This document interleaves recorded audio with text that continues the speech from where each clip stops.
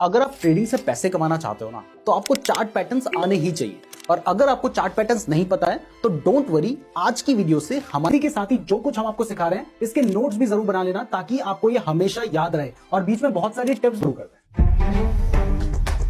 सबसे पहला जो चार्ट पैटर्न है इसका नाम है डबल टॉप पैटर्न। अभी फिलहाल हमने आपको सिर्फ समझाने के लिए लाइन वाले चार्ट में आपको दिखाया है, आगे हम आपको कैंडलस्टिक चार्ट में भी दिखाएंगे। तो ये जो डबल टॉप पैटर्न है, ये सबसे पहली बात है कि अप ट्रेंड में बनता है, यानी इससे पहले जो ट्रेंड होगा वो अप ट्रेंड होगा। तो यहां पर आप देख सकते हैं कि पहले शेयर की प्राइस बढ़ रही थी और स्टॉक जो था वो अप ट्रेंड में था। उसके बाद जो शेयर की प्राइस है वो एक जगह पर रेजिस्टेंस लेती है और वहां पर अपना टॉप बनाती है, जैसे यहां पर बनाया। तो उसके बाद प्राइस गिरने लगती है और गिरते गिरते कुछ नीचे आती है और एक पॉइंट पर यहां पर अपना सपोर्ट लेती है। अब सपोर्ट लेने के बाद प्राइस दोबारा से बढ़ने लगती है और बढ़ते बढ़ते वो लगभग उसी जगह पर अपना दूसरा टॉप बनाती है जहां पर पहले बनाया था। यहां पर देखो, हमने एग्जैक्ट दिखा रखा है कि यहां पर इसने पहला टॉप बनाया और दूसरा टॉप भी इसने बिल्कुल यहीं पर बना लिया। लेकिन हर बार जरूरी नहीं है कि ऐसा ही होगा। कई बार क्या होगा कि हो सकता है इसने पहला टॉप यहां बनाया था, दूसरा टॉप उसने यहां पर बना लिया। तो आप ये मत समझना कि थोड़ा ऊपर टॉप बना लिया तो इसका मतलब ये डबल टॉप पैटर्न नहीं है। 2-3% ऊपर 2-3% नीचे अगर वो अपना टॉप बनाता है तो उसको भी हम डबल टॉप पैटर्न ही कंसीडर करेंगे। यानी अगर यहां की जगह यहां भी ये सेकंड टॉप बनता तो इसको भी हम डबल टॉप पैटर्न ही कंसीडर करते। और ये टॉप बनाने के बाद जो शेयर की प्राइस है वो वापस से गिरने लगती है और गिरते गिरते उस पॉइंट पर आती है जहां पर उसने पहले सपोर्ट किया था। तो जब भी ऐसा होगा तब आपने क्या करना है, आपने इससे लगते हुए एक लाइन खींच लेनी है। तो इस तरीके से आप एक लाइन खींच लेंगे। उसके बाद अगर मान लीजिए शेयर की प्राइस नीचे गिर जाती है तो हम यहां पर यह मानेंगे कि शेयर की प्राइस में ब्रेकआउट हो गया है, और क्योंकि उसने अपने सपोर्ट को ब्रेक कर दिया है तो इसके बाद जो शेयर की प्राइस है वो बहुत ज्यादा गिर सकती है। तो यहां पर आप अपनी शॉर्ट सेल करने की पोजीशन बना सकते हैं।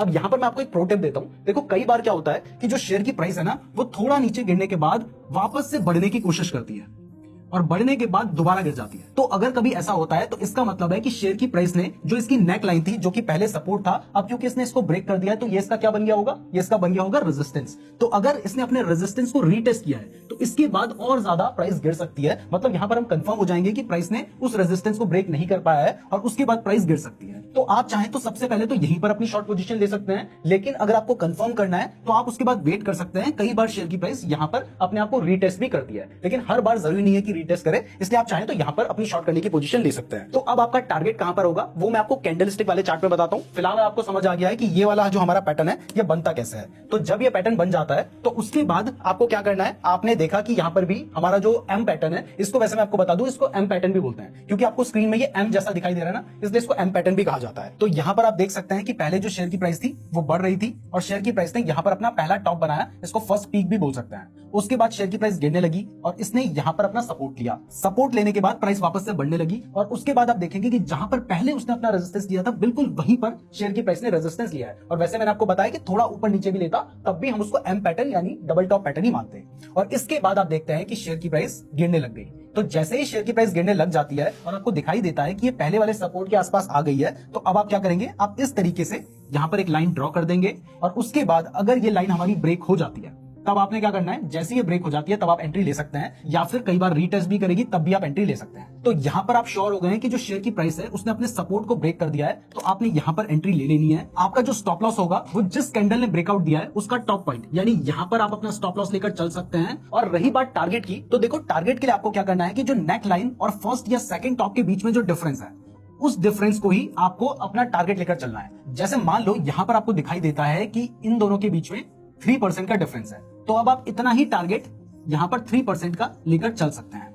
तो इस तरीके से आप एम पैटर्न को ट्रेड कर सकते हैं। तो देखो, इतना आसान है डबल टॉप पैटर्न को ट्रेड करना। अब अगर आपको डबल टॉप आ गया ना, फिर तो डबल बॉटम जो इसका बाद वाला पैटर्न है वो आपको बहुत इजीली समझ आ जाएगा। बिल्कुल सिंपल है, इसी के जैसा है। लेकिन यहां पर मैं आपको बता दूं कि कोशिश करो कि सिर्फ इन पैटर्न्स को देखकर ट्रेड मत करो। इसके साथ अगर आप वॉल्यूम इंडिकेटर का यूज कर लेंगे, मूविंग एवरेज का यूज कर लेंगे, आरएसआई का यूज कर लेंगे, तो आपका जो ट्रेड होगा ना वो काफी एग्जैक्ट हो जाएगा।